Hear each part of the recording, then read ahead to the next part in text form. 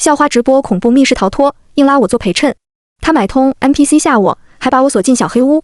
可我是鬼王爷，这不就专业对口了吗？密室里，我蓬头散发，一身血衣的追在他身后。嘿嘿，小姐姐，你别跑呀！伴随着疯狂尖叫，真恐怖密室逃脱开启。林玉叶，你别给脸不要脸，给你2000，马上跟我换寝室。季如一手叉腰，一手甩着成扇形打开的2000块钱，语气嚣张的不行。我渴望的看了那2000块钱一眼，只觉得他们无比耀眼，但我还是十分悲壮的摇头，不行。怎么嫌少？季如眉毛一挑，走进来嫌弃的踢了一脚我放在地上的旧书包，又夸张的捏着鼻子，在我的床铺前晃了半圈，好像我的寝室是什么垃圾堆一样。他的脸上挂着毫不掩饰的鄙夷。你都穷成这样了，还这么贪心，真不知道子成哥哥为什么又会那么照顾你。最多3000，你今天就搬出去，单人寝归我。季如扬着头，傲气的命令道。嚯，我就说这姑娘怎么3天2头的针对我，原来是梁子成的迷妹啊。就说开学的时候不要他送了，他非要送。果然是季家人，偏克我。我迁怒地瞪了季如一眼，懒得理他，回头去洗军训服。季如被我的态度激得下不来台，因为这个时候寝室门口已经站了好几个女孩在窃窃私语了。他恼羞成怒，你什么态度？你个乡下来的土鳖，有什么资本这么傲？装给谁看呢？再说了，都是新生，凭什么你能住单人间，我们就都得住4人间？因为太激动，他的声音变得又高又尖。门口的女孩们听了，也纷纷不满的小声附和。是啊，为什么是他住单人寝？我刚想开口，手腕一凉，一种冰冷又柔软的触感顺着我的手臂蜿蜒向上，最后停留在我的脸颊旁边。我的保家仙柳仙化成圆形，用她的蛇脑袋蹭了蹭我的脸。她跃跃欲试地说：“这姑娘好没礼貌，玉叶，要不要我来吓唬一下她？”她的话音刚落，我的头顶上又传来细碎的痒痒感，好像有小爪子在上面爬。一个软软绵绵的稚嫩声音从那里传来：“让本仙来。”画个圈圈，诅咒他口袋里的钱全飞走。我去，好恶毒的诅咒！我叫林玉叶，是一个家里住着5只保家仙的平平无奇的普通人。保家仙和大家印象中的神仙不太一样，他们是动物或者鬼魂接受人类信仰化成的仙，骨子里带着野性和邪性，并非纯善。在没有约束的情况下，他们跟妖怪没什么区别。我的保家仙恰好来自胡、黄、白、柳、灰5大门，原身分别是狐狸、黄鼠狼、刺猬、蛇和老鼠。因为我上学要住寝室的关系，胡、黄、灰3只男仙都住到我的好友梁子成那去了，只有柳、白2只女仙跟在我身边。我抓了抓头发，把白仙按进了小刺猬发卡，又挠了挠脸，让柳仙回到银镯子里。这样的小事还是不劳烦他们了。我看着季如，深吸一口气，在心里重复了3遍不要和人类起冲突，勉强在脸上挤出一个和善的笑。同学，我的单人寝室是正规申请下来的，你如果有意见，可以去找辅导员。季如白了我一眼，那你说说看，为什么大家都提交了申请，就你批下来了？他上下打量了我一眼，露出一个暧昧的笑。你显然是出不起单人寝室的费用的，难道说你私下找辅导员做了什么交易？你长得这么清汤寡水，还真看不出来呀。辅导员是个很好的人。季如今天说的这句话要是传了出去，不仅我这大学4年要为辟谣跑断腿，辅导员之后的职业生涯也会被莫名其妙的盖上风评差的印章。我一下收起了笑，冷淡道：都是女生，大可不必带着这么大的恶意。来城里以前，我一直以为学历高、出身好的人，思想和品性也会更好一些，没想到这样的人，人品也能和我们村口的二狗子差不多。噗嗤！门口看热闹的女生们偷偷地捂住嘴笑，眼神若有若无地落到了季如身上，宛如针刺。她哪受得了这个委屈？她突然走上前，手一扫，把我桌上的东西全甩到了地上，其中还包括孟婆婆送的酱菜。林玉叶，你给我等着瞧！说完就要走，但她刚走到门口，门就咚一声自己关上了。我手上的银镯在没人注意到的时候轻轻晃动了一下，我悠悠开口：等。为什么要等？像是迎合我的声音一般，寝室里的温度骤然降了下来，季如裸露在外的皮肤应激地竖起了鸡皮疙瘩。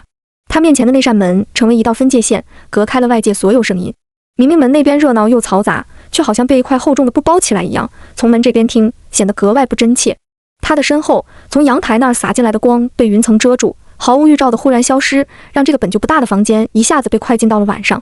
我听见季如的呼吸慢慢变得急速，她抓住门把手不断扭动，诡异的是，每次扭动，把手处都会传来锁心卡住的声音。怎么会锁住了？季如声音发抖，不自觉带上了哭腔。我无声地走过去，站在她的背后，笑问：你在害怕？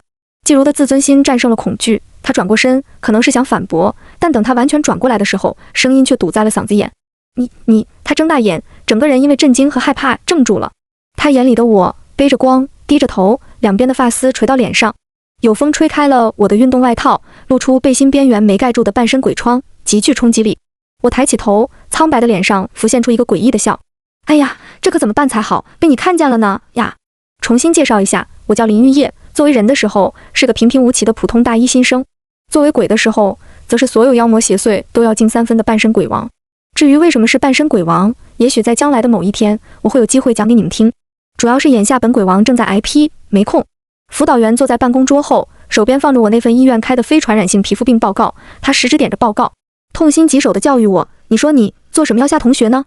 你又不理亏，好好解释不就好了吗？我嬉皮笑脸地看着他，不说话。辅导员无奈极了，他看了我几秒钟，目光落在我把自己包裹得严严实实的运动服上，语气不知不觉变得缓和。哎，现在你的情况估计在学校已经传开了，如果有同学说话不好听，你就来找我，我去找他谈。还笑，听到没有？我连忙点头，过了一会儿，又露出一个傻笑。辅导员移开脸，一副实在没眼看的样子。他从抽屉里拿出一份盖子都要压不住肉的饭递给我，让我赶紧走一边去。我捧着饭盒，朝他和他肩膀上那只白色的猫灵挥了挥手，溜得很愉快。大一新晋校花，那个有着20万粉丝的美女网红，尖叫着鬼呀飞奔出女生宿舍的事，很快就被挂上了 H 大的八卦墙。一起被挂上去的，还有某大一女生因为严重皮肤病，不得不住进单人寝室的事。H 大的单人寝室只有几十间，学生们几乎没费什么脑子，就推测出了那个人是我。于是开学不到1个月，我就以特殊的方式出名了。不管是在食堂还是在路上，我周围2米内都没人。但不管我在哪，周围10米外都有人用异样的眼光看着我，那些眼光似乎想穿透我的外套，看一看我那严重的皮肤病到底长什么样。看就看呗，美女都经得起目光的审判。我无所畏惧地捧着饭盒，哼着歌朝寝室走去，然后在视线范围内出现了一辆极为炸裂的芭比粉色兰博基尼后，立刻一个迅雷不及掩耳的转身，拔腿就跑。看不见我，看不见我，看不见我。林玉叶，我在这儿，我在这儿。第一个我在这儿的声音明明还在几十米开外，可等到梁子成说出第3个我在这儿的时候，我的手就被他抓住了。家人们谁懂啊？我一个鬼被一个人追啊，还被追上了呀！我内心直呼记家人都是狗，然后就被拖回了芭比粉色兰博基尼旁边。提新车了呀，怪独特的呢！我搓着手，违心的夸赞。没办法，学费和医院报告都是梁子成帮的忙，对待金主必须有礼貌。梁子成挠挠头，腼腆地说：“我前2天回了一趟季宅，本家的老爷子和表哥好像发现灰仙了，就给了我一张卡和一辆车，就是不知道为什么是这个颜色，我也不是女孩啊。”他表情迷惑。季家是梁子成的外公家，不过他外公似乎只是季家的边缘人物。我朝右边折了一下腰，一眼就看到舒舒服服坐在副驾上，眼睛里还闪着粉红爱心的灰色大老鼠。什么原因不言而喻了。不管是梁子成还是旁边这辆芭比粉豪车，在大学里都是极为吸睛的存在。很快我们周围就聚集了不少人，还有些同学拿出了手机拍照。梁子成是100万粉的大主播，对镜头习以为常，他不受干扰地从荷包里掏出10来张券递给我。对了，我是来给你这个的，这家密室找我去直播，送了一堆券给你，带同学去玩吧。你不知道，最近我家的投影布、窗户、天花板上天天印着如何让玉叶和人类交朋友大作战，我再不出手就要被你的家仙们逼疯了。他头疼地吐槽。我低头一看，券上面印着古香古色但阴森恐怖的背景，抬头还用黑红色一笔抖3下的字体写着我会永远在这里等你的字样，一点也不想接。在我犹豫的功夫，一道身影横插了进来，烫着栗色卷发，画着精致淡妆的季如眨着大眼，娇娇软软的看着梁子成：“子成哥哥，好久不见了，你最近还好吗？”梁子成疑惑地看着我：“你什么时候壮大了哥哥怪组织？”梁子成显然不记得季如。在季如掏出手机给梁子成看了他直播平台的账号以后，梁子成还是没想起他。你怎么会不记得我呢？你明明说过我很特别，你很欣赏我的。季如幽怨地说完，又狠狠地瞪了我一眼。他看着梁子成手里的密室逃脱游玩券，眼珠一转，又绽放出一个笑。子成哥哥，你是要和玉叶一起去玩密室逃脱吗？这里这么多券，是不是还打算邀请其他人？我和玉叶是好朋友，特别喜欢玩密室，如果你不介意的话，我可以一起去吗？他声音清亮，说的话也大方，很容易赢得别人好感。为了证实自己的话，他甚至亲密地挽住了我的胳膊。围观群众瞬间发出嘶的声音，我耳尖的听到有人在嘀咕：“他不怕被传染吗？”我也很好奇这个问题，然后我就注意到这姑娘挽着我的手在瑟瑟发抖。哎呦，现在的年轻人为了爱情还真拼呀！梁子成听了季如的话，惊喜的眉开眼笑，把周围一片姑娘都给笑脸红了。他对我说：“原来你这么快就交到朋友了呀，太好了。”然后又快乐地对季如说：“我当然不介意，我又不去。祝你们玩得开心哦。”最后他在季如逐渐僵硬的笑容中绝尘而去。季如真的是在看热闹的人们的嘲笑声里待了好一会儿，才想起还挽着我的手。他跳起来甩开我，拿手指着我就要翻脸，结果这时正好起了一阵风，这阵风把我略微敞开的领口吹得左右摇摆，爬满锁骨的黑色鬼疮若隐若现。季如几乎是触电般靠近我，没有任何思考的一手拽着拉链，一手拽着领子，把我外套的拉链拉到了最上面。做完这个动作后，他自己也傻了，结果就是他保持着这个姿势和我四目相对，空气一瞬间变得有些尴尬。几秒钟后，季如才回过神，他恼怒地剜了我一眼，小声嚷嚷：“看什么看？你也不想被那么多人看到身上的疤吧？”我也不知道自己哪根筋搭错了，竟然真的出现在了密室逃脱的店门口。这家店的招牌是恐怖密室，收音台上的显示器里正在循环播放故事背景，黑红交错的华丽画面，加上密室里时不时传来的尖叫，让热闹的休息大厅显得很有氛围感。这样鲜活的热闹是只有人间才有的，但我却从中嗅到了一丝甜腻的香味。这是什么味道？我皱着眉左顾右盼，什么奇怪的东西都没看见。白楚，我轻声呼唤。白仙在我脚边显形，他闭上眼深吸一口气，抬起头看我，尊家，是生魂，好像被什么东西包裹起来了，气味很淡。生魂。虽然我从没玩过什么密室逃脱，也没有去过鬼屋，但想也知道，这类地方常年被黑暗和人类的负面情绪笼罩，极容易滋生阴气。而阴气重的地方，往往又更容易吸引一些这样那样的小伙伴，形成一个奇妙的生态闭环。生魂待在这种地方可不是什么好事，稍不注意就会变成厉鬼或者怨灵。但这跟我没什么关系，变成鬼而已，多大个事儿呀！我不打算多管闲事，但还是去劝季如别玩了。你该不会是怕了吧？季如这会儿正对着一个口罩男领口上别着的 GoPro 打招呼，这个男人手上还举着一部手机，上面显示着直播画面。对，我超怕。季如动作一僵，没想到我会认怂得如此果断，立马改变战斗思路。他对着镜头一脸为难，可是我已经答应好粉丝，要给他们直播第一视角的恐怖密室逃脱了。现在我们人都到门口了，总不能临时反悔吧？他咬了咬嘴唇，模样委屈巴巴。玉叶，你不知道，其实我不敢玩恐怖密室，是你约了我才来的，因为我真的很想和你做朋友。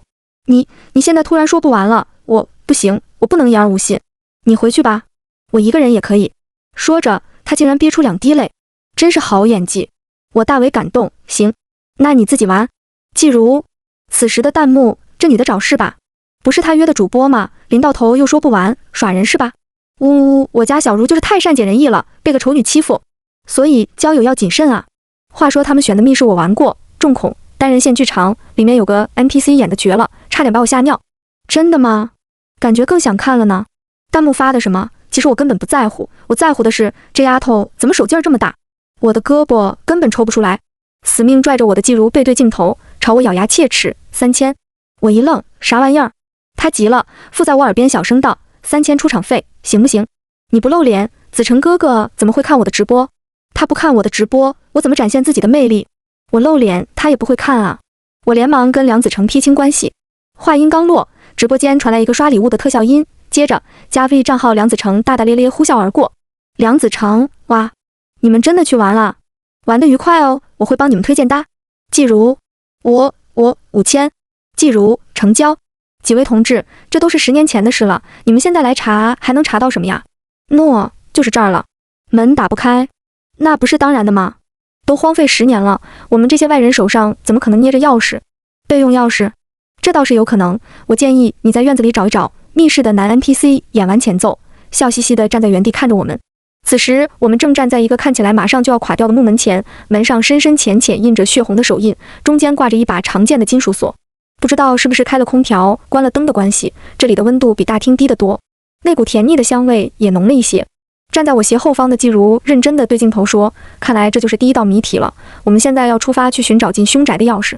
这里可真黑呀，什么都看不见，鸡皮疙瘩都起来了。小如加油！季如捏着拳头做了一个加油鼓气的动作，同一时间弹幕发出飞了起来。你们看那个女孩在做什么？她是不是在摸门上的血呀？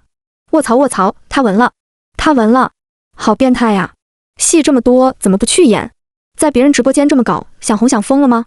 季如也发现了我的动作，她额角一跳，很不满我抢了她粉丝的目光。你在做什么呀？我放下手，安静地偏头看她。真的不考虑走？要不换一个密室玩也行，这可是血。季如一愣，和弹幕一起哈哈了起来。可不就是血吗？玉叶你好入戏。好啦，大家别笑他嘛，玉叶刚到大城市来，以前没玩过密室，把道具当成真的也正常。和粉丝互动完，季如又故意背对镜头，朝我露出一个挑衅的笑。他的眼里明显写着你真怕了，声音却带着委屈。玉叶，这次你就别故意吓我了。我答应你，玩完就走，以后再也不求你陪我，好不好？这姑娘真的好碍眼。我对着天花板翻了个白眼，又瞟了一眼木门上的血印，想到了那5000块。行吧，金主都不介意，这是真血了，我还怕个啥？钥匙是从一口枯井里找到的，刚拿起来，土里就冒出了一只假手抓住了我。等我取下那只手，拿着钥匙打开门，脑袋上又掉下来一个人偶，假发糊我一脸。季如在我身后发出几声不大不小的尖叫，仔细听还有种幸灾乐祸的调调在里面。我没搭理他，率先绕过人偶走进第一个房间。当最后一个人也进来以后，门吱呀一声关上了。房间内灯光昏暗，能见度很低，稍微站远一点，人就只是个朦朦胧胧的黑影。但这对我影响不大，即使我只是人身，夜视力也比一般人强很多。就在我好奇地观察房间内摆设的时候，不知藏在哪儿的音响悠悠地播放起一个女人的低声哼唱，时近时远，好像把整间房都包裹了起来。这个音乐好惊悚。季如搓了搓手臂，小声抱怨：是吗？我觉得挺好听的呀，比我一个朋友唱的好听多了。我很感慨，然后手腕上的镯子就勒紧了3分。就在我和柳仙暗中角力的时候，男 NPC 忽然发出一声震耳欲聋的嘶吼：他回来了！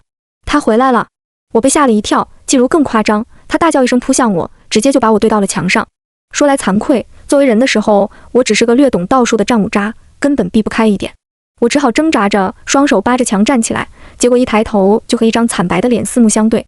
那张脸紧紧贴在我面前的窗户上，因为贴得太紧，五官扭曲到有些变形。他的脸很白，嘴唇赤红，发现我看到他以后，咧开大嘴，露出牙齿上缀着的红色肉丝。他身后似乎有盏灯在左右晃动，衬着他的面孔忽明忽暗，血腥又恐怖。我沉默地和他对视了10秒，然后缓缓抬起手，给他点了个赞。演得真好啊，比我吓人多了。碍于我俩之间隔了个窗户，不好直接对人家的业务水平表达口头赞美，我选择绽放出一个欣赏又认同的笑。女鬼 NPC， 他顿了好几秒，慢慢伸出手摸了摸自己的脸，露出一个摸不着头脑的表情。接着不知道怎么想的，竟然开始一点一点往秃后退，在灯晃过去的某一刻不见了。我刚想收回目光，又看到一只手从某个机关后伸了出来，摸摸索索了一阵，最后关上了那盏晃动的灯。我怎么了？他不喜欢我的赞美方式吗？林玉叶，林玉叶，你在哪？拉我一把呀！季柔的声音从我后面响起。他因为刚刚撞我那下撞得有点狠，这会儿正捂着头蹲在地上犯晕，并没有注意到窗口发生的一切。我一回头就看见口罩男半蹲在他旁边，双手呈环抱式张开，看起来想伸手又不敢伸手，目光1秒也没离开他。倒是那个男 NPC 眼睛盯着窗户，脸上浮现出困惑的表情。通往第2个房间的方法是搜出第1个房间的线索，还原整个密室的背景故事。而在这个房间里，看起来最可疑的就是正对大门的供奉台。这个供奉台供奉着一幅画，画中是一条双头大蛇，面目狰狞，蛇嘴开得极大。它的蛇身缠绕在一具身穿红色嫁衣的尸体上，尸体的面孔是一位哭泣的女子，身体却是一具支离破碎的白骨。画的2侧摆着红烛，中间放着香炉，上面竟然插着不少燃尽的香。好家伙，玩这么真，密室的老板也不怕真的供出个邪物。我嘴角微抽地走到供奉台边，装模作样地从犄角旮旯里翻出一张纸，还没看清上面的字，就被季如抢了过去。若想得明蛇保佑，每日需焚香3根。他一字一句念道：这应该是提示信息吧？就是说我们得烧3炷香，就会得到下一步线索。一听到真得烧香，我的眉头都皱了起来。这步骤能不能跳过？我问男 NPC， 反正我们也找到线索了，不是吗？季如不赞同，那怎么行？这本来就是玩游戏的一环啊，要是什么都跳过，还玩什么密室逃脱？你别为难 NPC 了。他撅着嘴补充道，特别善解人意的样子。男 NPC 感激地笑了一下，弹幕也觉得我很烦。这女的怎么事儿这么多，爱玩玩，不玩拉倒。就是啊，玩个密室，这也不行那也不干，我要有这么多朋友，出门立马绝交。香本来就不能随便烧，烧香不就是真的在供奉了吗？注意一点又没错。楼上的什么年代了，你能不能相信科学？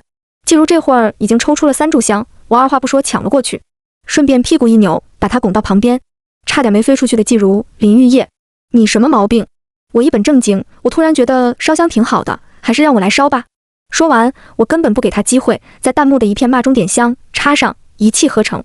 来，让我看看什么玩意儿敢让本姑奶奶亲自供。四周的墙壁接连传来几声疙瘩，季如生怕我又抢他风头，赶紧戴着口罩男走到墙边。机关解掉了，墙上好像有画，在镜头看不见的地方，我仍然驻足在供奉台前。我眯着眼，看着袅袅烟气顺着画向上飘，最后消失在双头蛇的嘴里。画中的蛇在这一瞬间发生了微妙的变化，他的眼睛朝下移了1寸，好像是盯着我在看，但等我再凝神看过去，他的眼睛却又恢复了。同一时间，被他缠着的那个哭泣的新娘，嘴角似乎向上弯了起来。恍惚之间，话动了，一股阴冷的气息向我袭来。嘶！柳仙比他更快，他的身影宛如闪电，噌一下从我的手腕处窜出去，大嘴一张，把那气息整个吞噬殆尽，然后对着地面干呕起来。哦，怎么是臭的？柳仙觉得自己受了天大的委屈，他扭着蛇身盘旋到香炉上，对着那幅邪画大骂：因为穷，本仙都好久没吃玉叶供的香了，哪来的丑蛇敢抢老娘的饭？抢饭不说，还想抢饭票？你好大的胆子！要不是你太难吃，老娘要把你吃的丁点不剩。画上的蛇哆嗦了一下，新娘好像哭得更厉害了。我几乎能听到她内心的话：家蛇们，谁懂啊？谁家好人玩恐怖密室，身上带着我祖奶奶呀？这小蛇怎么跟柳仙一样聒噪？我捂着耳朵躲到旁边。白仙缓缓显形，懵懂的小脸上带着疑惑：尊家就放着那邪物不管吗？我没好气地说：这种东西就算今天灭了，明天也会滋生出来，就算这里不滋生，别的地方也会滋生。说来说去不过是人类自己作死罢了，我管得完吗？白仙恍然大悟地点点头，他看了一眼还在骂的柳仙，脑袋上冒出一个问号。可是尊家，那您为什么不把柳思思叫回来啊？那条小蛇都要被他吓得散掉了。哎呀，他忽然拍了2下巴掌，笑得很开心。太好了，尊家，小蛇立了誓，说再也不会伤害人类了。我一开眼，嘟嘟囔囔，知道了，知道了。白楚，你话真多。在我的刻意摆烂之下，季如很快就通过墙壁上的话推测出了密室的背景故事。这是一个俗套的民俗故事。据说多年以前，这个村子里有一条大蛇，叫做冥蛇。这条蛇守护着村子，也禁锢着村子。为了不让它发怒，每隔3年，村里就会选出一位少女做蛇新娘。这些少女会在这间宅子里独自生活3个月，然后在一个良辰吉日和冥蛇成亲。可成亲之日也是死亡之时，每一位新娘都会在洞房花烛夜的第2天被发现惨死在婚床上。她们的腹部被挖开，里面盘踞着幼蛇，就像是少女怀上了蛇的孩子，又被幼蛇绞开腹部杀死一样，十分可怕。这样的仪式持续了33年，直到第11位新娘被选了出来。这位新娘在新婚夜化成厉鬼，血洗了半个村庄，解锁了背景故事。我又跟在队伍后面混过了厨房、后院和客房。随着不断挖掘线索，我们意识到这个凶宅里有人在养蛇。换句话说，所谓的冥蛇、幼蛇其实都是人为，新娘们的死另有隐情。玩到这里，我发现了2件事：一是季如竟然还挺有脑子的，推理起来头头是道，密室中的大多数机关都是他破解的；二是我是不是被针对了呀？怎么同一段路，季如走过去就没事，我走过去就会被抓脚踝；同一个机关，季如碰就没事，我碰就会闪现出一个惊吓点。明明我只是个混子，但被 NPC 鬼拍肩膀站身后追逐的那个人却都是我。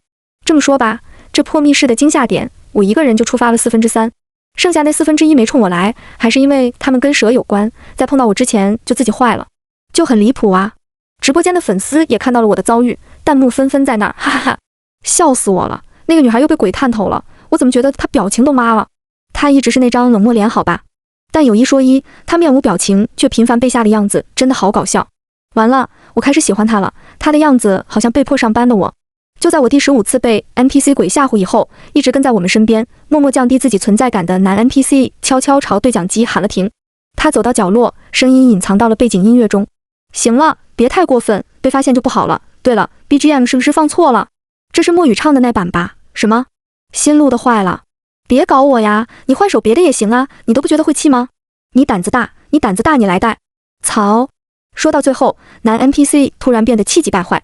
他拽下耳机，冷着脸站在最阴暗的地方盯着我们几人，不知道在想什么。就在这时，背景音乐的声音突然变大了，那个女人的哼唱声似乎离人越来越近，仔细听过去，那声音越来越像哭泣。男 NPC 的脸先是变得清白，没过多久又露出一个玩味的笑。这个密室让我觉得很不舒服。口罩男小声对季如说：“我们速度通关吧。”季如瞟了我一眼，不赞同：“你别老这么神神叨叨的行不行？”我还没玩够呢。这话显然意有所指。我挑起眉看向季如，他下意识避开眼，挪到口罩男身后，一看就是做了什么亏心事。我就这心眼还算计人？口罩男转过身，又劝了季如2句，语气之中透着一丝焦躁。他这才勉强同意，走到男 NPC 旁边说了几句话。虽然我不知道他到底说了什么，但我知道口罩男焦躁的源头是歌声，还有那越来越浓到让我开始作呕的香气。有什么东西正在黑暗里悄悄蜕变，我的内心浮现出了不好的预感。如果没猜错的话，那个生魂正在走向死亡，恐怕会直接化成厉鬼。我低声自言自语。可是怎么会这样巧？早不转变，晚不转变，偏偏是我们进来以后转变，这可麻烦了。我现在是人参，不到0点没法化鬼，身边又只带了奶妈和破坏王。这密室里里外外都是人，生魂要是真的化成了厉鬼，就只能在他伤人之前，让暴力流把密室给砸了。呜，好心痛！难道说我还没过上美好生活，就要先负债累累了吗？林玉叶，你一个人在自言自语什么？季如喊了我一声，要往下走剧情了。我偏过头去，就看到男 NPC 笑容满面的接话。接下来需要请抽到女警身份牌的玩家独自一人从密道进入主卧，找到新娘的嫁衣。女警，我默默翻开胸前挂着的身份牌，果然是我。季如半捂着嘴，幸灾乐祸。哎呀，玉叶的运气真好，抽中单人线了呢。我沉默2秒，突然抬头，恶狠狠地看着他。接着，我一手捂嘴，一手撬兰花指，跟其行种一样奔跑过去，在他满头问号中演了起来。呜呜，太可怕了！我一介新人，竟然要一个人去找嫁衣，万一我被女鬼缠上了怎么办？同志，如果我出了事，你一定要带着我的遗物去找我的家人。我强行把蛇形手镯卡到季如的手腕上，深情款款，一定。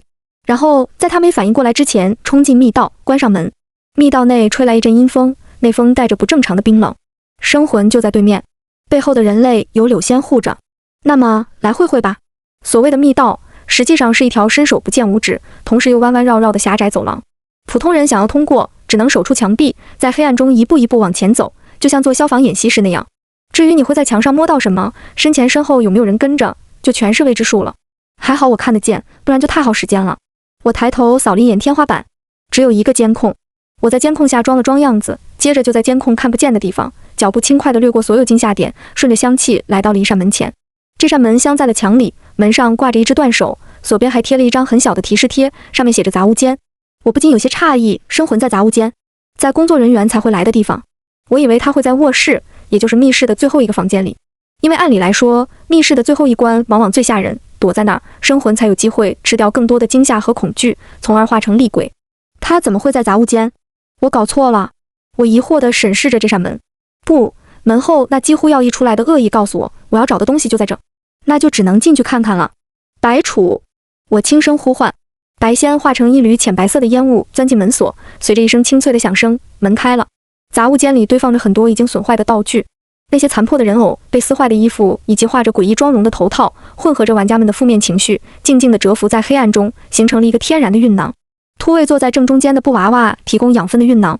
娃娃，我缓步走到布娃娃前，蹲下来仔细观察。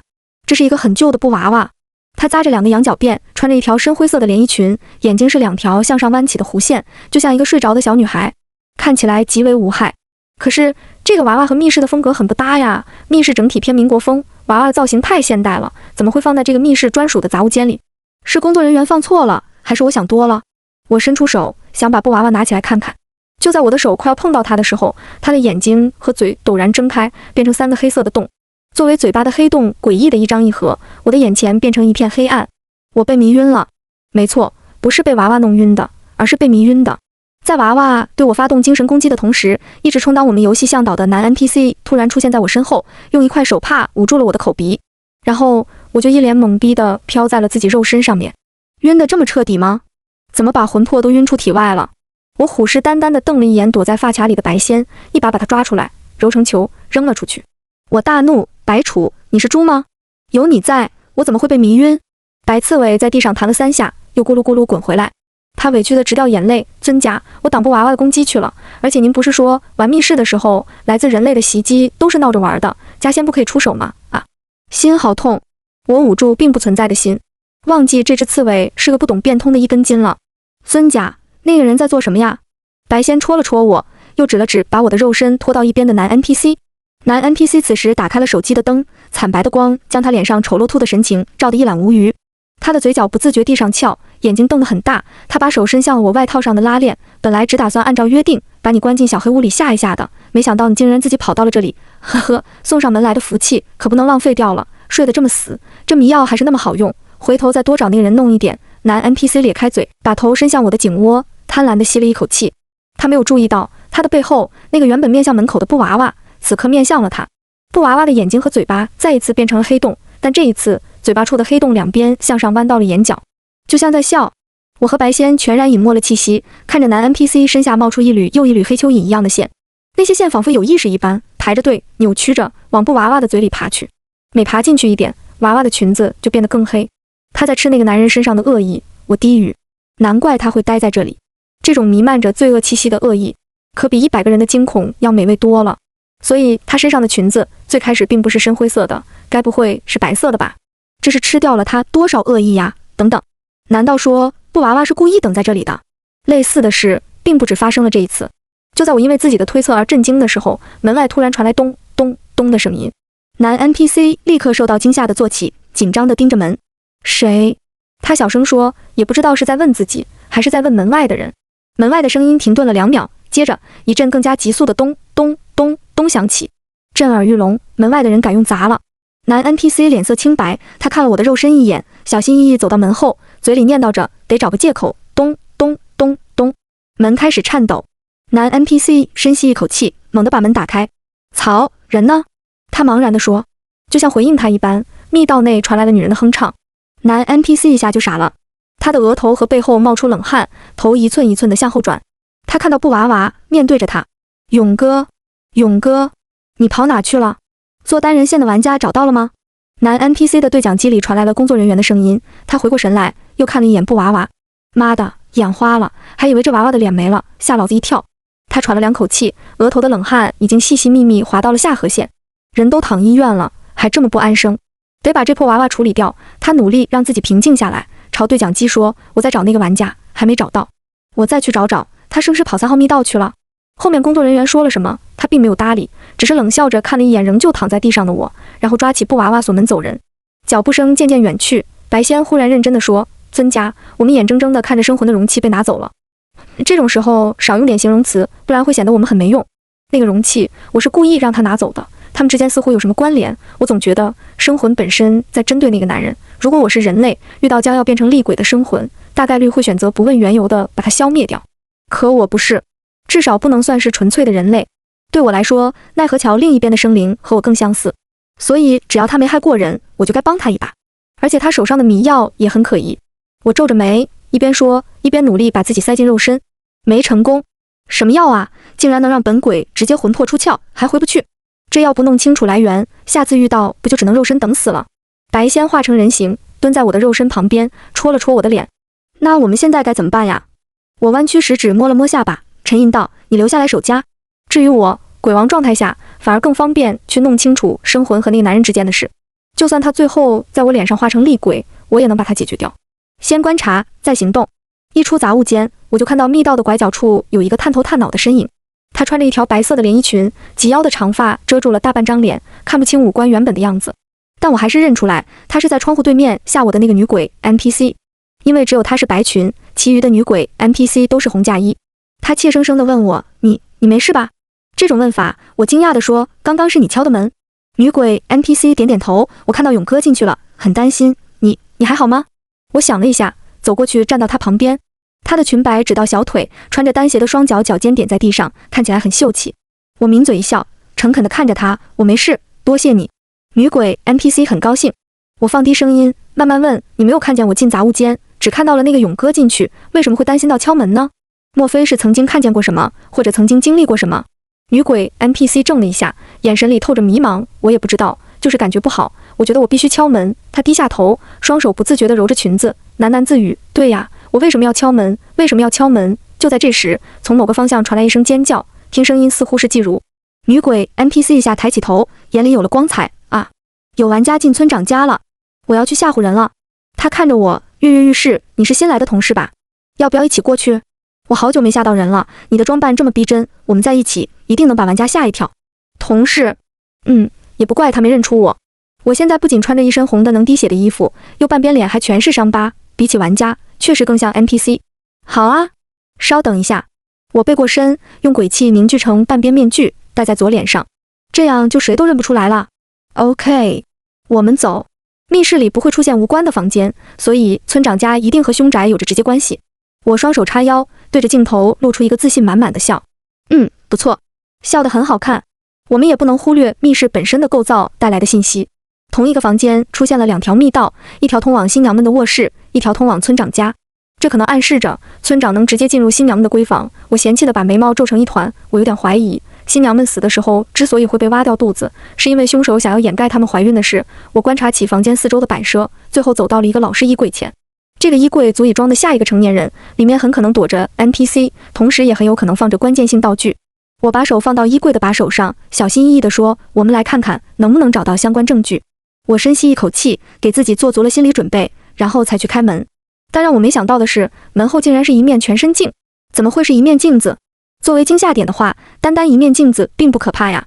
咦，等一下，镜子上好像有一条缝，莫突非这也是一扇门？我凑过去，认认真真地检查起来。因为靠得太近，我的呼吸洒在了镜面上，起了一层薄薄的雾。我下意识伸出手去擦拭镜面，却不知怎么的，总觉得有些不对劲。到底是哪里不对？等等，为什么镜子里的我没有抬手？我站在原地，伸出去的手变得僵直，脖子上的汗毛一瞬间竖了起来。我紧张地控制着眼球，慢慢转动它看向镜面。接着，我看见镜子里的我也缓慢地转动眼球，一点一点看向我。啊！我惊呼一声，连连后退，只觉得自己整个头皮都是麻的。口罩男不明所以地走到我身边，怎么了？我指着镜子，呼吸有些急促，镜子里的不是我。口罩男有些惊讶，他看向镜子，里面清晰地映出了我和他一样的脸，一样的衣服，一样的动作。口罩男走过去摸了摸镜面，回过头对我说：“是不是光线太暗，你眼花了？”弹幕也跟着起哄，哈哈哈，主播演技溜啊！要不是我们看了全程，说不定真以为你见鬼了。你们刚刚都没看见吗？镜子里的我根本就没抬手啊！我不敢置信。笑死！我们这么多人，是都没长眼睛是吗？你们就不知道配合一下小茹吗？你们这些假粉！小茹，我作证，我刚刚看见镜子里的你没抬手。直播间顿时一片嘻嘻哈哈。也是，这么多人都看着呢，我刚刚应该确实是眼花吧？可能是太紧张了，啊哈哈！我连忙又对着镜头笑了一下，人家胆子本来就很小嘛。口罩男小声问：“要不要我来搜证据？你休息一会。”我摇头拒绝。直播间的粉丝本来就是来看我的。现在观看人数涨了不少，我不能半途退缩。我深吸一口气，再次站到镜子前。就在我准备重新检查镜面的时候，身侧突然传来一声巨响。我下意识朝声音发出的方向看过去，只见侧面的窗户上印着半张脸和一双手。那半张脸似乎被刀割过许多下，上面爬满了扭曲的伤口，有些伤口还在往外渗血。这样的脸本来就十分可怕，更何况脸的主人还拼命地把伤口压在窗户上，让血水和模糊的肉透过玻璃变得更加清晰。啪！那东西用力拍打了一下窗户，他的食指紧紧抠住玻璃往下滑动，留下10道血印。不知怎么的，我突然想起林玉叶在密室入口说的话，这是真的血哦。如果他不是在演呢？话说回来，他有什么必要去演呢？鬼使神差的，我又扭头去看衣柜里的镜子。镜子里的我同时把头扭了过来，与我四目相对。我看着镜子，却觉得镜子里的人越看越陌生。就在我感到恍惚的时候，镜子中的我眼睛微微睁大，咧开嘴角笑了。啊！我忍不住爆发出一阵尖锐的叫声，身体不受控制的连连后退。我感到有人伸出手须护住了我，他的语气中带着疑惑：“小茹，小茹，你怎么了？”那是 NPC 呀！不信你仔细看。我捂住耳朵，拼命摇头：“不！”那声音急了：“小茹，怎么吓成这样了？别怕，相信我，那只是 NPC。你看看，你看看呀，你看看我呀！”男人的声音扭曲成女人的声音，我仿佛受到蛊惑般抬起头看过去。我看到那张脸在慢慢往后移，他和窗户贴合的部分也在一点一点减少，可他只移了一半，就露出了痛苦的表情。我盯着他，脑海里冒出一个巨大的警报，有个声音在不停地说：“别看了，别看了。”但不知道为什么，我的眼睛根本移不开。于是我在急速加快的心跳中，清晰地看到那张脸的脸颊处撕开了一道口子。我甚至感觉自己能听到皮肤绽开的撕拉声。然后他退开了，但皮和肉还留在窗户上。季如猛地拉起口罩男，打开门就往外冲，那速度简直跟梁子成有一拼。仔细看过去，他的眼里好像还闪着泪花。我站在窗户边，犹犹豫豫地说：“我是不是做得太过了？”女鬼 NPC 从房间里冒出来，眼睛里闪烁着小星星。哇，你好厉害！我之前也在窗户上吓过人，但是根本没吓到对方，他甚至还给我点了个赞，太挫败了。我把手搭在他的肩膀上，认真地说：“相信我，他给你点赞，一定是出于真心。”女鬼 NPC 又开心又害羞，她问：“对了，我还不知道你的名字呢。”“我叫墨雨，你叫什么？”“墨雨。”我重复了一遍，笑着说：“你好，我叫林玉叶。”墨雨快乐地说：“走吧，我们再去找他们玩。”他转身向季如他们的方向飘去。我站在原地，看着他脚下延伸出去的黑线，收起了笑。那条黑线延伸的方向和甜腻香气的方向一致，再联想到墨雨之前敲门的行径，他和布娃娃到底有什么关系？他为什么不知道自己是灵魂？我追在墨雨后面跟上了季如。这丫头现在估计以为密室里真闹鬼了，正边哭边拽着一脸茫然的口罩男到处乱跑，然后被密室里的机关和墨雨混合双打。虽然她觉得的也没错就是了。季如的崩溃如实的被监控记录了下来，不一会儿，那个被称为勇哥的男 NPC 就急匆匆的找了过来。怎么啦？怎么啦？季如尖叫着冲向他，有鬼！有鬼！男 NPC 猝不及防的被他撞倒在地，连带着口罩男3个人摔成一团。男 NPC 一个用力把季如推开，生气的大声嚷：哪有鬼？我们这是恐怖密室，那都是工作人员，你推什么？口罩男护着季如坐起来。就在他们说话的功夫，墨雨四肢着地，黑发遮住大半张脸，兴奋地以一种怪异且扭曲的姿势向他们爬来。男 NPC 先是生气，等看清他的脸后，脸色刷得变白。墨雨，怎么可能？你死了，变成鬼了？一句话让现场仿佛被按下了暂停键。墨雨顿在原地，喃喃重复：死。他缓缓地把头往一边倾斜，眼里渐渐失去焦距。我站在他身后，看见他身下的黑线突然向内聚集，爬上他的裙子，又爬上他的脸。他的声音一改之前的清澈，变得十分沙哑生涩：我死了。说完，墨雨动了。他以极为缓慢的姿势朝男 NPC 爬去，每爬一步，动作都会得比之前更僵硬。男 NPC 被吓得口齿不清的呀呀几声，他踉跄地爬起来，转身就要跑。但出人意料的是，季如竟然拽住了他的腿。他惊叫着：等等，怎么只有你一个人？林玉叶呢？我朋友呢？不是说好只关10分钟就带他出来吗？为什么只有你一个人？他在哪？此时此刻，男 NPC 正被恐惧包围，他根本听不见任何话，只觉得季如碍事。他用力踩了季如的手一脚，在他的尖叫声中挣脱了束缚。男 NPC 再次想跑，但季如的尖叫刺激到了墨雨，他爬行的速度顿时加快，一下就追上男 NPC，将他压倒在地。墨雨的头发垂到男 NPC 脸上，他低着头，把脸凑近男 NPC 的脸。他懵懂地问：我死了吗？男 NPC 宛如触电般浑身颤抖，他看着墨雨惨白的脸和几乎全被眼白填满的眼睛，发出一声惊惧的低吼：我错了，对不起，我错了，别杀我，别杀我！他剧烈地挣扎着，一个布娃娃从他身上掉了下来。墨雨变成厉鬼发生在他拿起布娃娃的那一瞬间，布娃娃的脸变成了3个黑洞，无数怨念和恶意从黑洞中喷涌而出，钻进了墨雨的身体里。墨雨上半身向后仰，脖子上青筋凸起，他对着天花板发出一声难以自抑的嘶吼。密室连带着整个商场的灯在这一时刻尽数熄灭，只有墨雨的身上散发着银灰色的光。柳思思，我在。柳仙在季如身边显形，他睁开蛇瞳，看了季如和口罩男一眼，他们立刻昏了过去。保护好他们，我平静地下令。墨雨的白裙已经变成了深灰色，而布娃娃身上的小裙子则几乎变成了纯白。我走到墨雨面前，他周身散发出来的鬼气在还未接触到我就逃也似的散开。我轻声说：我以为是布娃娃控制了你，没想到你才是那个要化成厉鬼的生魂。墨雨没有回答我，他现在已经丧失了理性，眼里无惧无畏，只剩杀戮。他猛地扑向我，张开嘴咬向我的脖子。我不躲不闪，脖子处传来一阵疼痛。墨雨的鬼气顺着我脖子上的伤口涌进我的身体，我将他紧紧抱住，眼前一黑。再次睁开眼的时候，我正躺在杂物间的地上，脸上全是泪。擦！身旁冒出一个火苗，有人点了一支烟。借着打火机的光，我看见了那个人的脸，是我的同事勇哥。他惬意地抽了一口烟，问我爽吗？我哭着抱住自己，我会报警的。报警？勇哥像是听见什么笑话一样，爆发出一阵大笑。你勾引我，你还报警？我没有。我哭叫着，是你强迫我的。勇哥站起身，走过来，居高临下地盯着我，然后狠狠地扇了我一巴掌。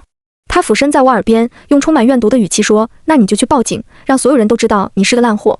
不过你可能并不怕，毕竟像你这种人，谁会关心啊？哈哈哈哈！我蜷缩着身体，捂住肿胀的脸，那里火辣辣的，但我的心更疼。他说的没错，像我这样的人，长相普通，个性阴沉，极度内向，谁会在乎？我没有朋友，没有特长，唯一喜欢并且适合的工作，就是在这个密室里扮鬼。如果这件事被大家知道，我会不会被劝退？我带着犹豫和恍惚走到了街上，看着灯红酒绿的街道和来往行人的笑脸，我觉得自己是那样的格格不入。我应该怎么做？迷惘间，我的兔眼前冒出一个布娃娃。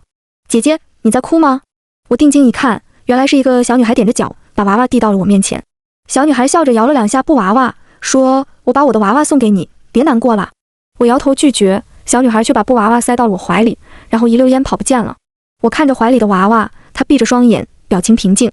原来我这样的人也能被陌生人施以善意吗？我内心的那潭水往外冒起了泡泡，一起冒起的还有勇气。回到家，我把一切都告诉了我爸和我哥，我告诉他们我要报警。报警？你有什么脸报警？你不觉得丢人吗？你能不能给我省点事？我一辈子平平稳稳，不想等老了被兄弟邻居说女儿不检点。妹妹，我马上要结婚了，你这个时候闹出这个事，我岳父家知道了会怎么想？你不能因为你的事就毁掉我的婚礼和我的人生啊！人不能这么自私，不就是睡了一觉吗？跟他睡是睡，跟别人睡也是睡，现在社会这么开明，睡一觉又不会怎样。爸爸和哥哥一起站在我面前，他们背着光指责我，我抬着头看不清他们的脸，我只知道他们的嘴一张一合，从里面宣泄而出的是一把把刺进我心脏的刀。啊，原来如此，原来我很自私啊，原来错的人是我呀，原来他说的都是真的，真的没有人在乎我，心里好疼，那里好像插满了尖刀。等等，刀呢？刀呢？我把浴缸放满水，又把布娃娃放进了浴缸。他闭着眼，看起来在水中睡得很安详。我趴在浴缸旁边，拿出刀，划开了手腕。接着我把手伸进浴缸，和布娃娃的手牵在了一起。墨雨的委屈、无助、绝望顺着鬼气全部进入了我的灵魂。那一瞬间，我心中的愤怒吞噬了理智，一个强烈的念头占据了我的脑海：撕碎它，吃掉它。我毫不犹豫地冲向男 NPC， 张开嘴，露出尖牙，朝他的心口咬去。就在这时，空中传来一阵律动，一只手臂伸到我面前，以被我撕咬掉一块肉为代价，保住了男 NPC。一道威严的声音响起：尊家，不可食人。口中的血蕴含着我极为熟悉的气息，同时也唤回了我的理智。我这才发现，不知什么时候，白仙抱住了我的腿，柳仙抱住了我的腰，他们身上崩出无数道细碎的伤口，鲜血从中沁出，可他们脸上只有担心。而那只手的主人也由一个威武的中年男子变成了白发苍苍的老爷爷。他收回手，咳了2声，看起来很虚弱。尊家，不可食人。黄仙又重复一遍。我立刻收起释放出来的鬼气，愧疚的不得了。黄爷爷，对不起，撕裂空间是一个十分耗费仙力的法术，不到万不得已，黄仙从不动用。他挥了挥手，散去法术，整个仙从空中消失了。我又看向柳仙和白仙，对不起，疼吗？柳思思傲娇地扬了一下头发，躲进手镯沉睡起来。白仙双手向上，手心捧着一粒大白兔奶糖，献宝似的看着我。尊家，给您糖，我有乖乖守着您的肉身哦，我守得可好啦。说完，他也睡了过去。我只觉得心口暖烘烘的，围绕在那里的戾气全部消失不见。我重新站直身体，看着仍被怨气纠缠的墨雨，心里有了成算。作为世间唯一一只半身鬼王，我有一项特殊的秘术，我可以吞噬掉厉鬼体内所有的怨气，完成超度。代价是我必须一同吃掉对方的罪孽。幸好你是个好孩子。我盘腿坐在地上，看着裙子已经重新恢复成白色的墨雨说道。他已经清醒了过来，但对刚刚发生了什么，我是谁，几乎已经没有印象了。他成了一只纯白的生魂，有点可惜，好不容易成为朋友的。我在心里悄悄叹了一口气。我问，你知道你还活着吗？墨雨茫然地愣了几秒，缓缓点头。然后我从他嘴里知道了他自杀后的故事。他被临时回家拿资料的哥哥救了，但被送去医院后却一直昏迷不醒。他飘荡在自己身体上方，看着哥哥被退婚，爸爸被闲言碎语，两个男人在看向他的时候，脸上全是阴郁的表情。他看着同事结伴来探望他，看着父兄和勇哥友好交谈，看着勇哥偷偷把放在床头柜上的布娃娃拿走。他觉得内心充满绝望。可是他们哭了。墨雨说出这句话的时候，脸上还带着困惑。他问我，我不是麻烦吗？他们为什么哭？他说的他们是指他的爸爸和哥哥，这两个让他失去对生的欲望的男人，出乎意料的每天都会来医院守在他身边。在医院表示墨雨可能一辈子就这样了的时候，他们并排坐在楼梯间的阶梯上，抽着烟，埋着头，身体一抽一抽。再哭。爸爸说他打算把房子卖了，钱用来给墨雨治疗。哥哥说如果墨雨一直醒不来，他就不结婚了，守着他过一辈子。墨雨说到这里，又问我他们为什么会哭。